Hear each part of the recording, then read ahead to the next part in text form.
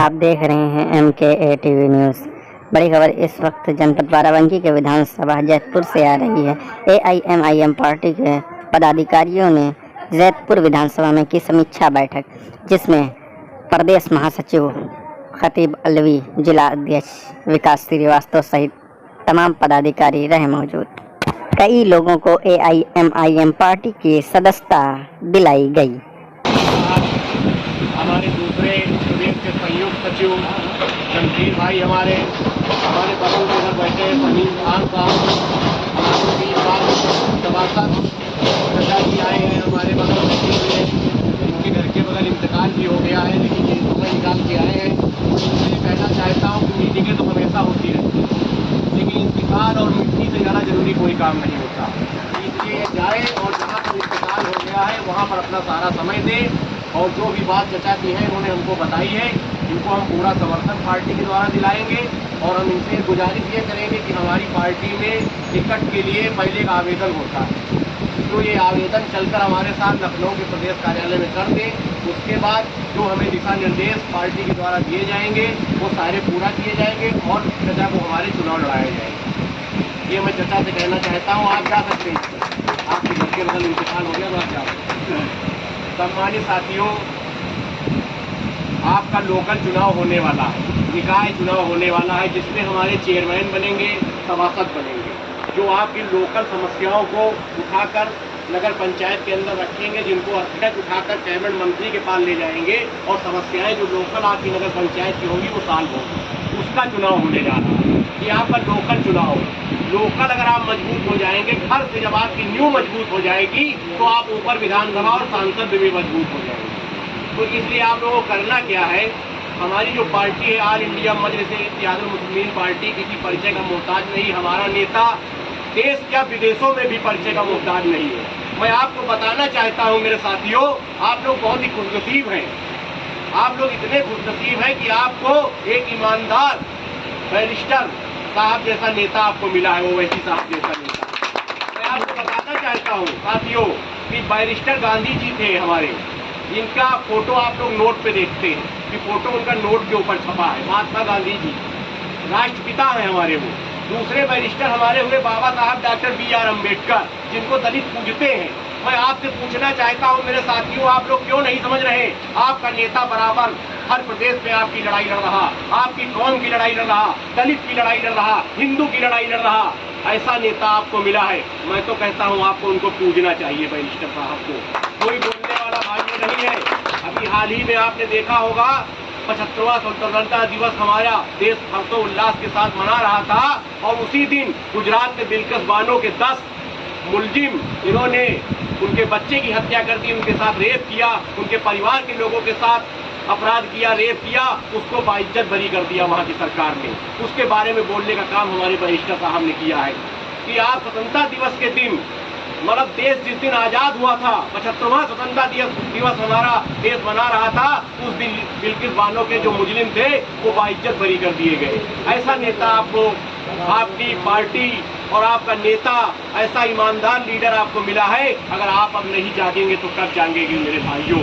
जब हर घर में यही होने लगेगा, अपराध होने लगेगा, हर घर परेशान हो जाएगा, तो आप कैसे जागेंगे मेरे साथियों?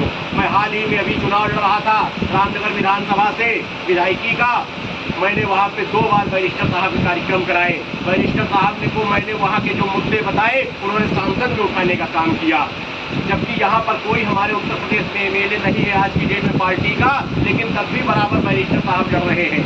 और हमारी पार्टी ऑल इंडिया मजलिस-ए-इत्तेहादुल मुस्लिमीन पार्टी पूरी उत्तर प्रदेश में लोकल चुनाव लड़ाएगी, चेयरमैनी का चुनाव लड़ाएगी, पार्षद का चुनाव लड़ाएगी, सभासद का चुनाव लड़ाएगी, और हम लोग पूरी मजबूती के साथ लड़ेंगे। ऐसा नहीं कि हमारे पास कैंडिडेट नहीं है। पूरे जिले में हमसे लोगों से बातचीत हो रही है, हर जगह पे कैंडिडेट है, और जहाँ पर कैंडिडेट नहीं है तो इस बात का वादा करता हूँ वहाँ पे संगठन के आदमी को लड़ाया जाएगा। हमारी जगह कोई खाली नहीं जानी चाहिए। अगर हमारे पास कैंडिडेट बाहर से नहीं मिलता तो सबसे पहले संगठन और संगठन के आदमी को लड़ाकर हमको पार्टी बढ़ाने का काम करना है और बैरिस्टर साहब के हाथों को मजबूत करना है। दूसरी बात मैं आपको ये बताना चाहता हूँ कि आप लोगों के दरियाबाद नगर पंचायत पे 1 से 8 तारीख के अध्यक्ष जी, विधानसभा अध्यक्ष जी और हमारे नगर अध्यक्ष जी, ध्यान से सुनिएगा हमारी बात। 1 से 8 तारीख के बीच में माननीय प्रदेश अध्यक्ष जी का कार्यक्रम लगना है आपके नगर पंचायत के।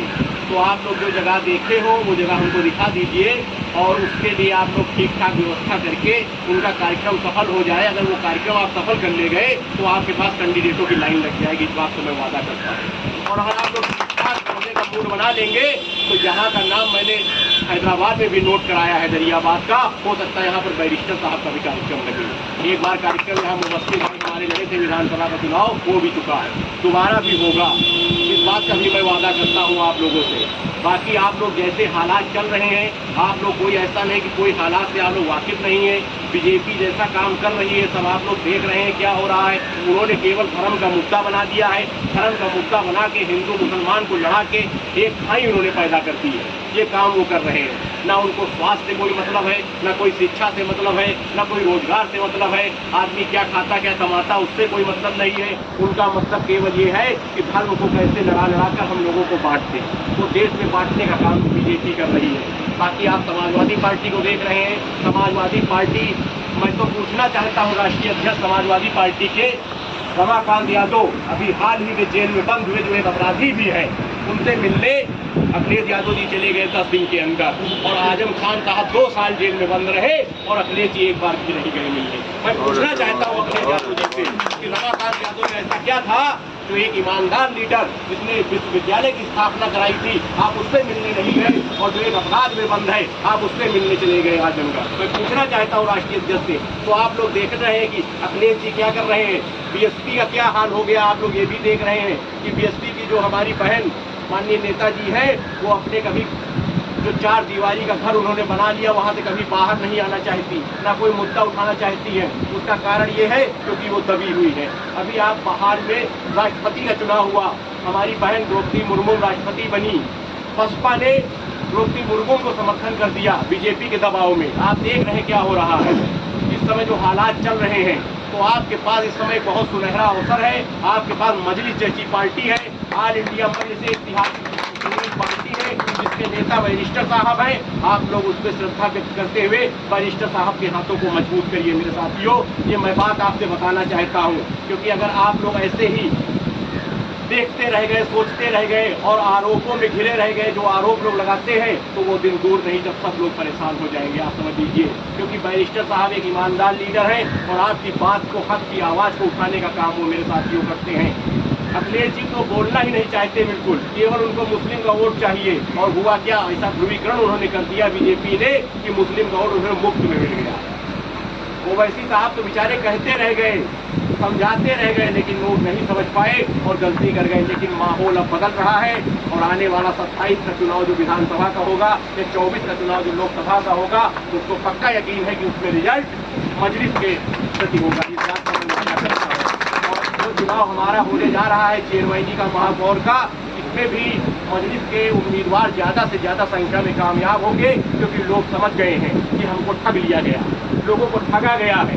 वो समझ चुके हैं कि समाजवादी पार्टी ने हमको ठग लिया, अखिलेश यादव ने हमको ठग लिया। क्योंकि अखिलेश यादव को अगर थोड़ा भी आपके कौम की चिंता होती तो आजम खान से मिलने वो जरूर चाहते थे, नहीं गए। उनका तो मतलब था कि बंद है तो बंद रहने दो। लेकिन ये तो कहिए कि ओवैसी साहब ने भी आजम खान साहब की आवाज़ उठाई जो वो बाहर आ गए।